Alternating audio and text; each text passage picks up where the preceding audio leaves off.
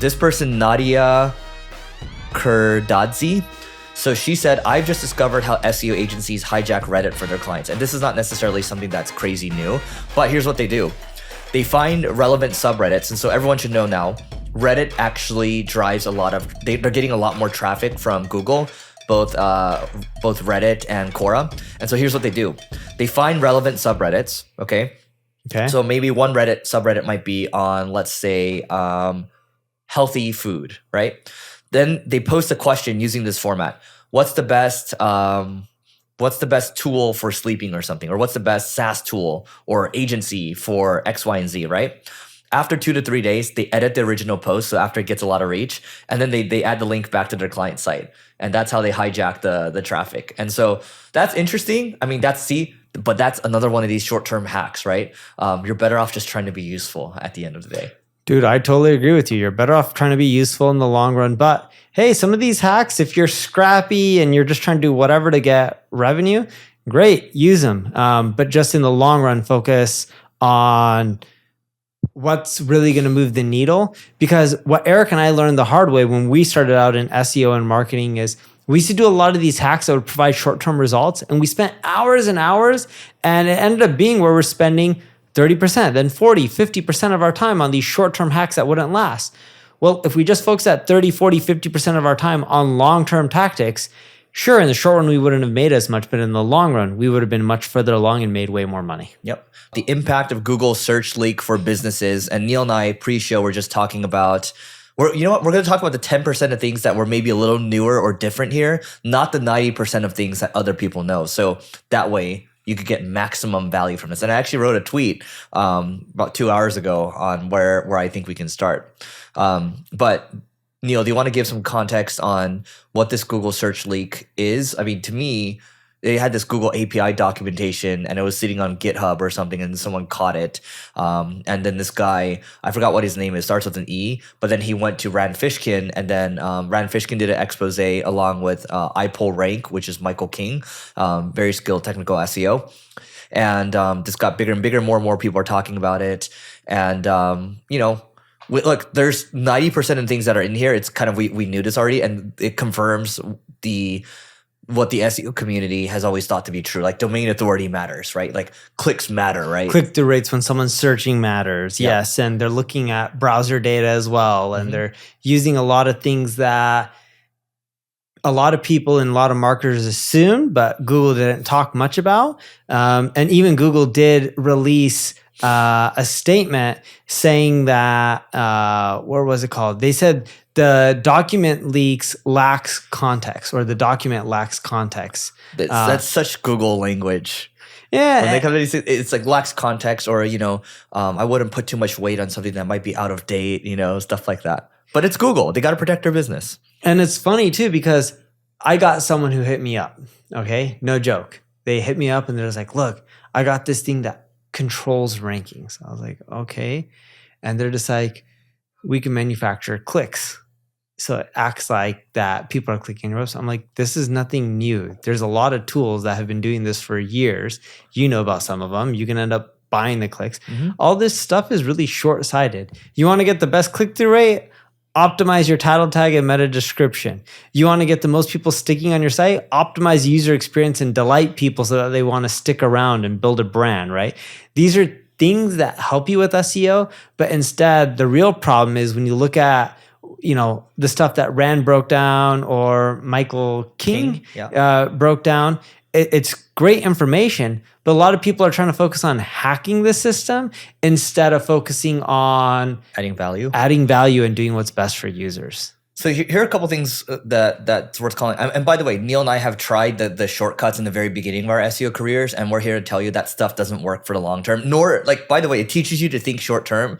And then what happens is a lot of those SEOs that continue to stay in doing the stuff that's short term, they tend to think about business short term too, and they don't end up getting good results because of that. So here are a couple things that stand out to me. So, updating, deleting, and consolidating content will become even more important.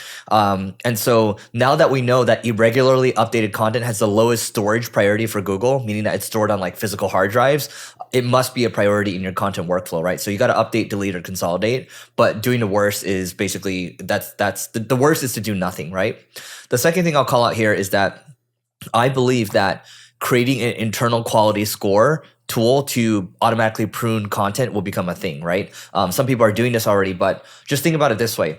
If you can build something internally that says, okay, if a page gets 0 links or 0 traffic over a 30 to 45 day period, it's probably a nice candidate to delete, right? And then you might have some other qualifiers that you want to include there. And then you might want to run the script again, maybe 365 days later, like a year later. And basically you can create a quality score for pages at different tiers and decide what you want to do with them, right? And you can do this all programmatically. And then at the end of the day, look, Google pays a ton of attention to clickstream data. I actually didn't know this piece. So this piece is new to me. It might not be new to you. But Google looks at clickstream data and they use it to tier links. And so just because you get a link from Forbes, if that page gets no traffic, it's a lower tier link. They actually disregard it. I didn't know that, right? A higher tier one would be, okay, it's from Forbes and it's getting a lot of links. Ideally, it's like a relevant page too, but all those things stack up. Yeah, it's funny because when we do link building for our customers and we do manual outreach, we have a big digital PR team. We don't just look at the authority of the site. We actually look at the traffic of the pages that we're trying to get links from. One, for SEO, we've been doing this for many, many years, like 6+ years. But 2 is, what we found is if you're going to take the effort to do link building, might as well get links that can drive traffic, because in the long run, we find that these links can also drive conversions. So then you're getting a 1-2 punch. You're getting the search benefit, plus you're also generating revenue from the conversion. All right, so I wanted to take a second to tell you about Leveling Up Founders. This is an event/mastermind for people doing 7, 8, 9 figures. These are founders that are doing that amount. And we've been doing this event for a couple years now. We've had amazing speakers, but more than anything, it's about the people. What I mean by that is like-minded people want to hang out with like-minded people. And this is the best spot to connect with people of a certain caliber. And we vet every single person that comes through. So if people are, even though they make a lot of money, but their character, we don't really align with that, we're not necessarily going to let them in. We do this event in Beverly Hills and it's happening in the beginning of August. All you have to do to learn more about it is just go to levelingup.com/founders. Again, it's levelingup.com/founders. If you want to hang out with amazing people, Neil, my podcast co-host, is going to be there. I'm going to be there. People like Syed Balki, he will be there as well. And again, it's going to be a great time. Levelingup.com/founders to learn more. And we'll see you inside. It makes sense, right? Look at it. Google owns Chrome. They own Android. And so they have loads and loads of clickstream data. And so my fourth point over here is that Google search dominance will continue to wane, but they're still going to be a big player over the next 10 years. They might lose some market share here and there. And yes, SEO has gotten harder and harder, but it doesn't mean you should kick SEO to the curb, right? And what we've been saying on this podcast over the years is that you need to continue to think about diversifying. So Neil and I, we've both seen too many founders put their eggs, their one business into one traffic basket, which is SEO, and we've seen their business torched, and they never come back from that, right? And then they blame Google for that, but Google doesn't care about you at the end of the day, right? So whether it's social, community, video, podcast, email, just figure out where your audience is hanging out. That's marketing 101. And my last thing here was just saying marketing is hard again, and I'm here for it. So that's all it is. We recommend that you guys go read what Brandfish can put out, what Michael King put out, but you don't want to stress too much over this stuff, right? It's kind of the tried and true SEO stuff. It's just nice to have it verified. Yeah. And Eric hit the nail on the head. If you're SEO and you have ideas on what can move the needle and where to focus, this document, this overview that Rand and Michael King ended up breaking down, gives you an idea of where you should be focusing your efforts to really win in the long run. And it really goes back to the same thing that most SEOs have been talking about from day one. Quality. Not just quality content, but quality websites, quality content, quality products, quality services, putting the user first is what's really winning. And if you look at what Google's looking at metrics, they're looking at like, oh, if a popular site links to you, it should be weighted more because that means that popular site likes your product, likes your service, likes your content. Oh, if that web page is also more popular, it means that a popular web page linked to you and it's better than someone just shoving in a link, like if you're trying to manipulate. Oh, if people are clicking through on your listing a lot, maybe you have a solid brand name, maybe you have great content, maybe you've optimized the user experience. what they're trying to do is they're trying to figure out what matters to users and use that data to affect search rankings versus just how many times did you put the keyword on a page. Yep. Yeah. And Warren Buffett likes to say this, instead of trying to be, just be useful. Just be a useful human being at the end of the day. So be useful to your customers, be useful to the people that are consuming your content. Because if you try to do all these things to game the system, it's not going to work that well, right? And so I used to think in SEO, it's all about learning the newest tricks, the latest tactics, and using the latest tools. And now, we've been doing SEO for, I don't know how long you've been doing it, but I've been doing it for 15, 16 years or so.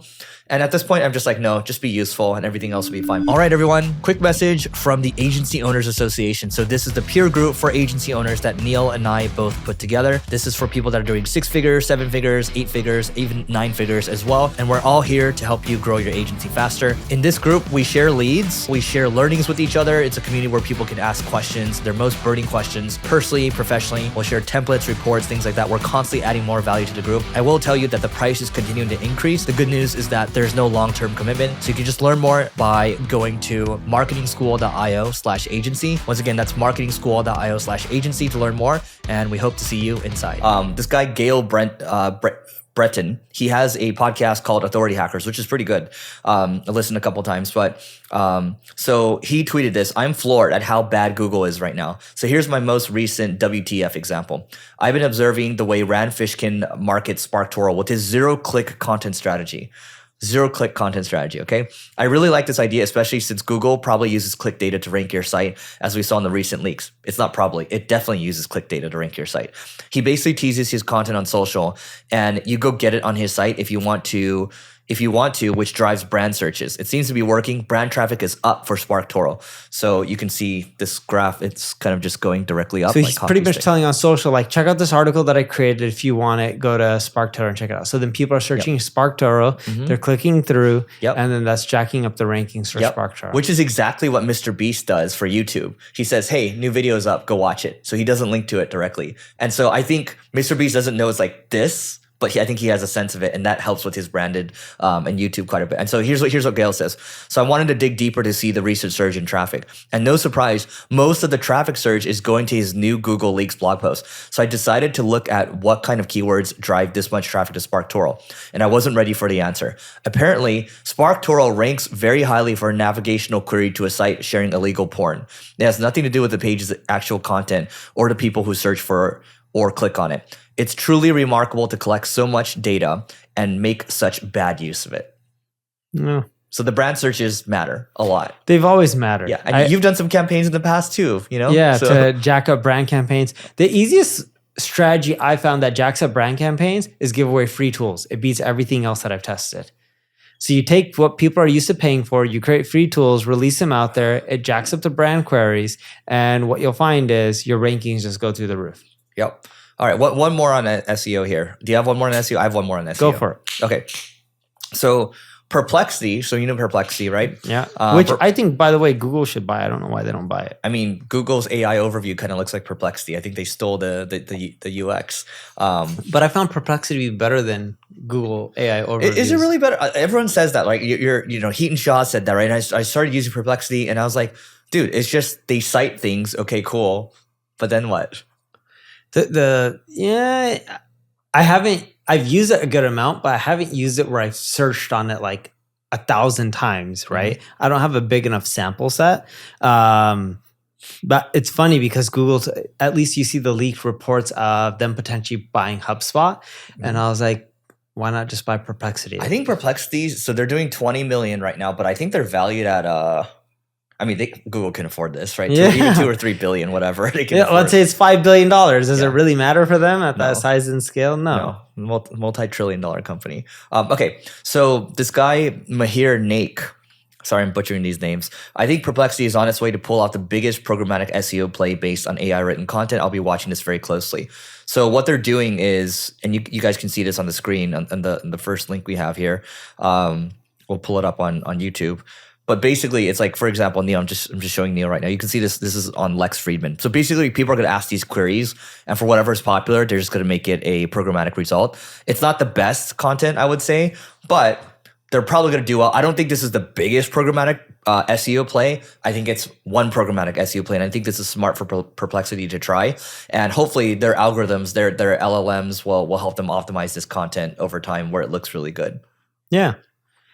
Dude, I'm with you. You said something earlier. Google, their results have been the worst that they have been in many, many years. Mm-hmm. And with all these AI changes and the changes that are happening in the competitive landscape, I'm not going to say that Google's doing a bad job, because I think it takes years and years to really figure out how to get the results to be amazing. I think they've done a terrible job of shipping. And what I mean by that is they should ship less, work more in the background until it's a great experience, and then ship, versus just shipping stuff out that's mediocre that really affects the results. Like in the United States, you get AI overviews for a lot of queries. The problem with the AI overviews is, for a lot of the queries that I've searched for, it's crap. It's so bad that mentally, I myself, and I don't know about other people, I now just skip over it and I just go down to the results, because, like when 30-40% of the time that I've experienced, at least at the beginning, overviews, are just terrible. Yeah. Your brain naturally starts skipping them and just going down to the paid or organic results. And you're like, well, maybe I can find something better there. Yeah, and even those results suck. Yes, compared to what it was before, but I think their algorithm has gone backwards. So that is it for today. Please don't forget to rate, review, subscribe, and also go to marketingschool.io/agency if you're an agency owner and you want to grow faster. So that being said, we'll catch you later.